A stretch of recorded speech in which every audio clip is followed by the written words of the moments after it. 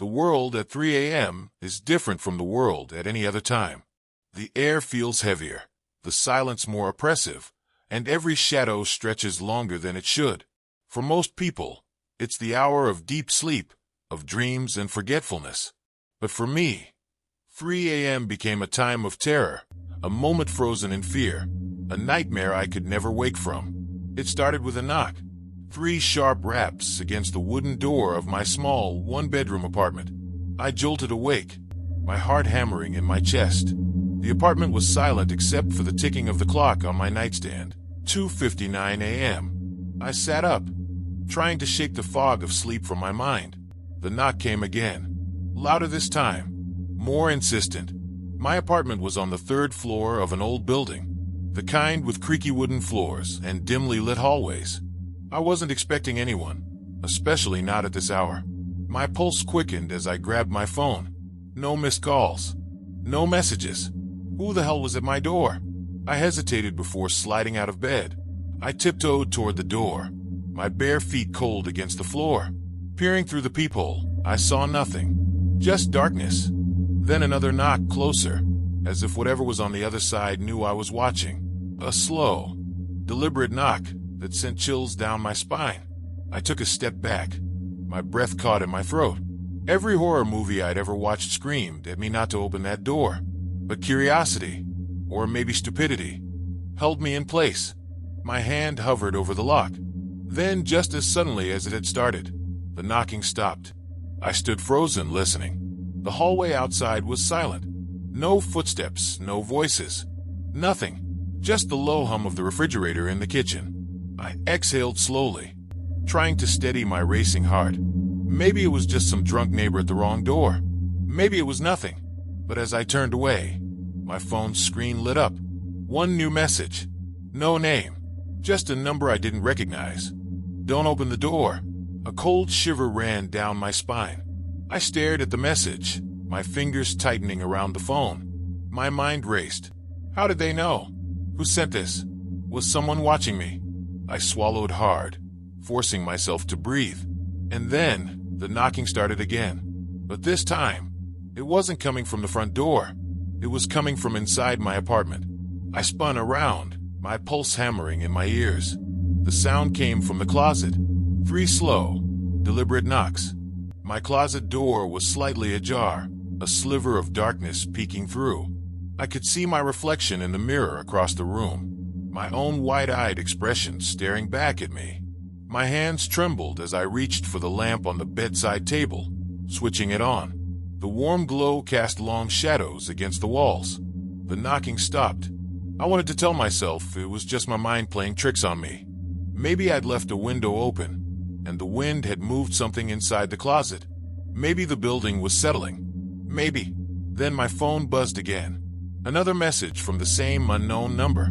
You're not alone. My breath hitched. I turned slowly, my eyes darting across the room, searching for something, anything, that seemed out of place. The closet door was still slightly open, but nothing had moved. The apartment was just as I had left it before going to bed, but the silence felt different now. Heavy, suffocating, like something was waiting, watching. I took a cautious step toward the closet. My fingers tingled with adrenaline as I reached for the handle. My mind screamed at me to stop, to run, to do anything but open that door. But I had to know. I yanked the door open. Nothing. Just clothes hanging limply, undisturbed. A stack of shoeboxes in the corner. An old suitcase. Nothing unusual. I let out a shaky laugh, running a hand through my hair. I was being ridiculous. Just overtired and paranoid. Then I noticed something. A pair of footprints. Not mine. They were faint, barely visible in the thin layer of dust on the closet floor. But they were there, and they led from the back of the closet to where I was standing. The realization sent a jolt of fear through me. Someone had been in my closet, standing there, waiting. My phone buzzed again. This time, I almost dropped it. My fingers fumbled as I lifted it to read the message. I see you. I felt the presence before I saw it. A cold breath against the back of my neck. The hairs on my arms stood on end. My body seized with fear. I turned slowly, painfully. my heart hammering in my chest. And there, standing in the mirror, was a reflection that wasn't mine. A figure loomed behind me, pale, sunken eyes locked onto mine, a mouth twisted into an unnatural grin. I wanted to scream, to run, to do anything but stare into that horrifying, empty face. The lights flickered. The room plunged into darkness. The knocking returned, this time all around me. And then silence. The darkness pressed in around me like a living thing, thick and suffocating. My breath came in short gasps as I stood frozen in place, my pulse hammering in my ears. The silence after the knocking was worse than the sound itself. It stretched on, heavy and unnatural, making my skin crawl. I fumbled for my phone, my fingers slick with sweat. The screen flickered on, casting a pale blue glow in the room. I scanned the reflection in the mirror again, but the figure was gone. My own terrified face stared back at me, wide-eyed and trembling. I swallowed hard, trying to steady myself. It wasn't real. It couldn't be real. Maybe it was a trick of the light, my sleep-deprived brain conjuring up horrors that weren't there. Then my phone buzzed. Another message. Turn around. A fresh wave of terror gripped me. My fingers clenched around the phone as I forced myself to turn, my body moving against every instinct screaming at me to stay still. The room was empty, but the closet door, though I knew I had fully opened it, was now ajar again, and something was breathing inside. A slow, shallow sound barely audible, the kind of breath someone would take when they didn't want to be heard. I felt an icy dread pool in my stomach. I had two choices: stand there and let fear consume me, or force myself to act. I moved toward the closet, each step like walking through thick mud. I reached out, my fingers trembling, and yanked the door open. Nothing. Just the same undisturbed space. The same hanging clothes. The same suitcase and shoeboxes. But the footprints, they were gone. The dust on the floor was smooth, undisturbed, as if no one had ever stood there at all. I backed away, shaking my head. This wasn't happening. It wasn't possible. Then my bedroom door slammed shut. The sound was deafening in the silence, making me jump. I ran to the door, my hands fumbling at the handle, but it wouldn't budge. The lock was broken. It shouldn't even be able to lock. Then, slowly, the knocking returned. Not at the front door, not at the closet. This time, it was coming from under my bed. My breath hitched. I couldn't move, couldn't think. Every part of me screamed to run. But where? The door was locked. There was nowhere to go. Then another message. Get out, now. I dropped my phone in shock. The door was locked, the windows shut. I was trapped. And then, something moved beneath the bed. A slow, deliberate scraping sound, like fingernails dragging across wood. I couldn't breathe. I couldn't think. I had to look. I sank to my knees, every muscle in my body screaming in protest. Slowly, carefully, I lowered my head and peered beneath the bed. At first, there was nothing, just darkness. Then eyes, wide, unblinking, gleaming in the dim light, staring straight at me, and a mouth, a grotesque, inhuman grin stretching too wide, teeth too long, too sharp. It moved. I lurched back, scrambling to my feet as the bed shook violently, the frame groaning under an unseen force. The knocking turned into pounding on the door, the walls, the floor. Then silence. The bed was still. The room was still. My phone buzzed. I didn't want to look. I didn't want to know. But my shaking hands reached for it anyway. One message. It's inside the house now. A sound behind me. Slow breathing. Right at my ear. I don't remember how long I stood there, locked in frozen terror. My limbs refused to move, my breath barely passing my lips. The room was drenched in suffocating silence. Yet I felt something breathing, something waiting. I didn't dare turn around. I didn't want to see what was behind me. The mirror had shown me enough, but the silence, it was unbearable. It felt like a presence in itself, coiling around me, growing heavier by the second. And then I heard it, a whisper, soft, dry, like leaves scraping against pavement, right by my ear. I see you. The voice wasn't human. It was hollow, stretching the words unnaturally, as if it came from something that had never spoken before, something that was only just learning. My body jerked into motion. I stumbled forward, barely able to feel my own legs as I crashed toward the bedroom door. My hands fumbled against the handle, twisting, pulling. It wouldn't open. The lock was broken. It shouldn't even be able to lock, but something was keeping me inside. Then the knocking returned. 3 slow raps. But this time, it wasn't the door. It was coming from the mirror. I turned, my breath catching in my throat. The surface of the mirror had changed. It was no longer reflecting my bedroom, no longer showing me my own terrified face. Instead, it showed something else, something wrong. The room in the reflection was twisted, warped. My bed was decayed, the walls covered in dark, oozing streaks. And standing in the middle of that grotesque version of my room was me. Except it wasn't me. The figure wore my clothes, had my face. But the resemblance ended there. Its eyes were hollow. Its mouth was stretched too wide, frozen in a grotesque grin. Its skin was too pale, too smooth, like it wasn't real, like it was something pretending to be me. And then, in one horrible, fluid motion, it lifted its hand and knocked on the mirror again. I stumbled back, shaking my head. No, this wasn't real. This wasn't happening. The thing in the mirror tilted its head, its grin widening, and then it reached forward. Its hand pressed against the glass from the other side, and the mirror began to crack.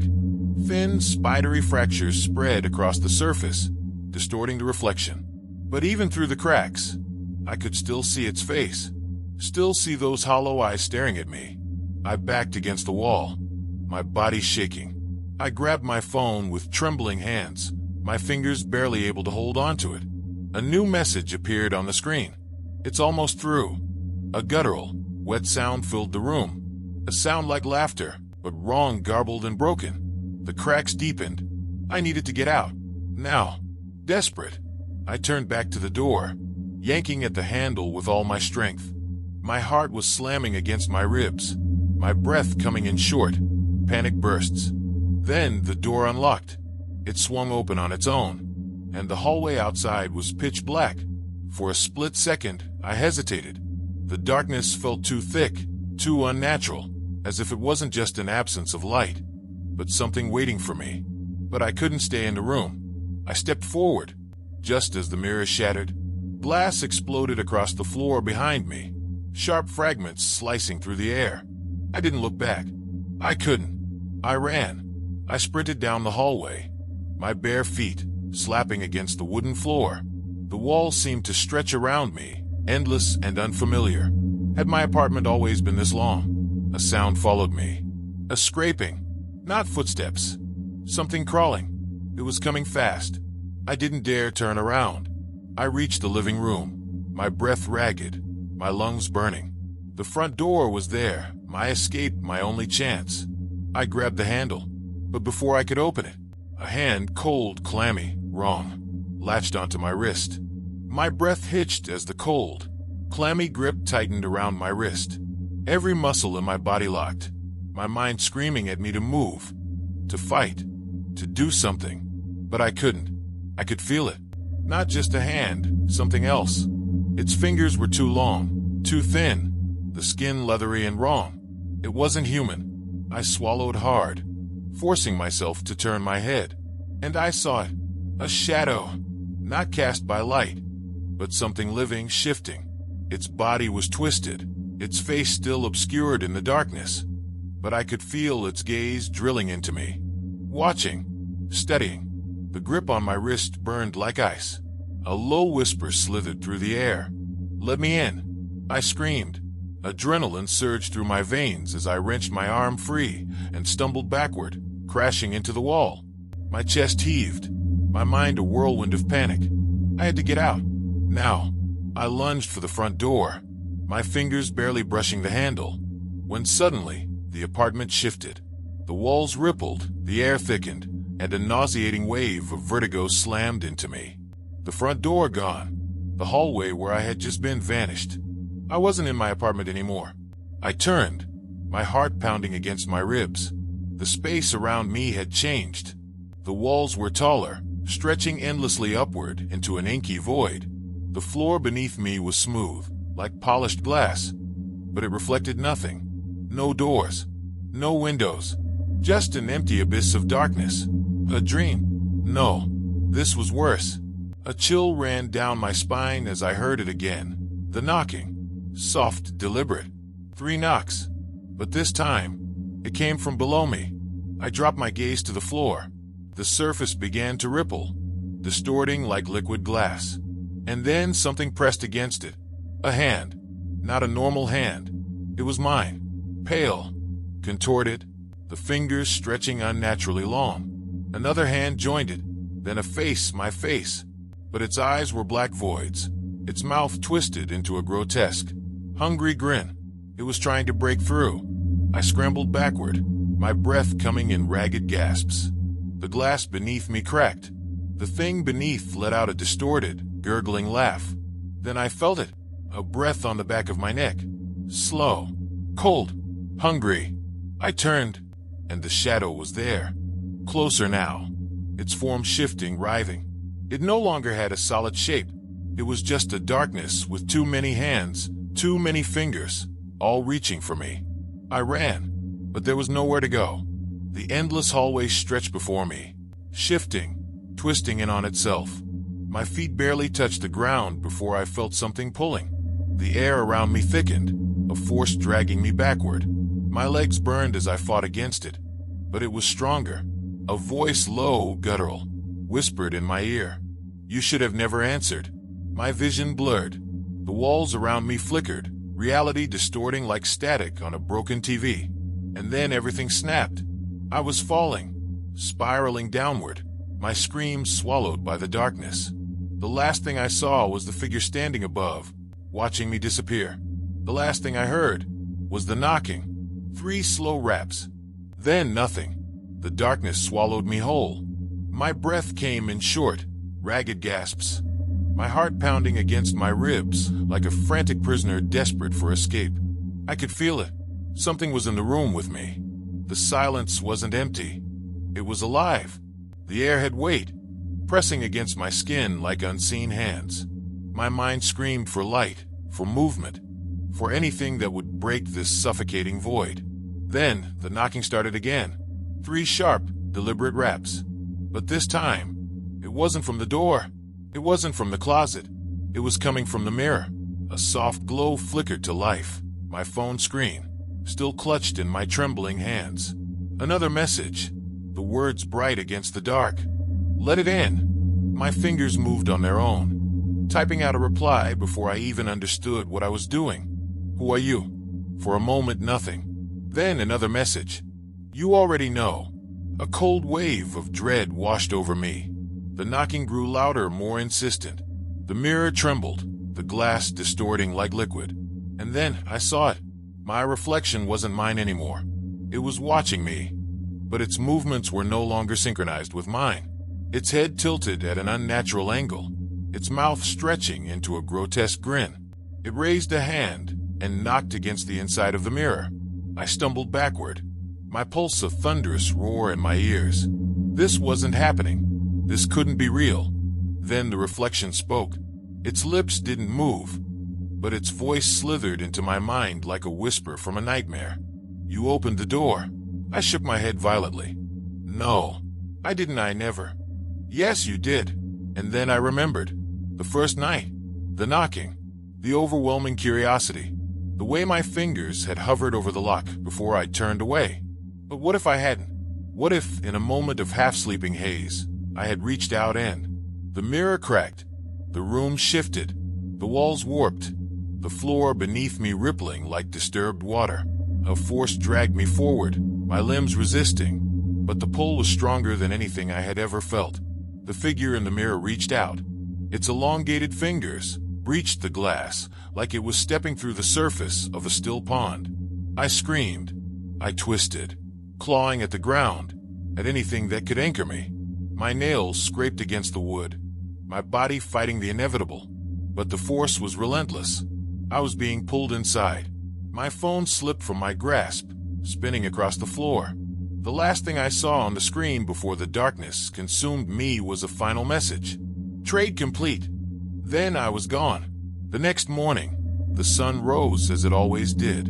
The world continued, unaware of the horror that had unfolded in that tiny apartment. A new occupant moved in a few weeks later. They never questioned why the rent was so low. And one night, at exactly 3 a.m., they heard a knock at the door.